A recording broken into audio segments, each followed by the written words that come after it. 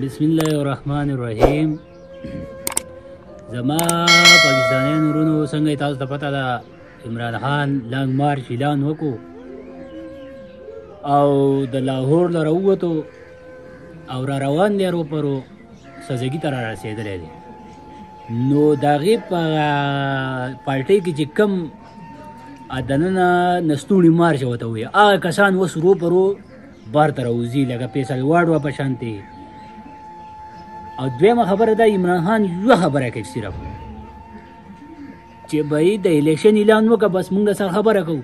په دې کې جماعت اسلامي هم دا تحریکونه چلوي چې به موږ الیکشن غواړو. نو زما جماعت اسلامي ته دا اپیل دی دا درخواست چې به چې تاسو هم الیکشن غواړئ او هغه هم الیکشن غواړي نو یو مارچ وکړئ څنګه چې پی ډي ایم دا مارچونه کول. پی ډي ایم اول د الیکشن عمران خان چې په حکومت کې ودرېږه دې پی ډي ایم ټوټل چې څونه مارچونه کړي دي بلاول صاحب کړی دی یا مولانا صاحب کړی دی یا مریم نواز کړی دی ټولو نو دو ټولو صرف د الیکشن مطالبه کړې ده. اوس چې کله هغه پوزیشن ته راغی هغه هم د الیکشن مطالبه کوي نو دواړه پې نه دي متفق چې الیکشن وکړي خبره ختمه کوي. اوس د عمران خان هغه دننه چې پکې کوم د نستوڼي ماران دي هغه رو پر رو راوځي او د عمران خان دا لانګ مارچ ناکامه کوي. خیر موږ خو ووایو چې هغه د خپلې پارټۍ خلک دی هغه خو به رو رو راوځي به چې کله رو رو اسلام آباد ته رانږدې کېږي نو ټول به ترې لرې کېږي.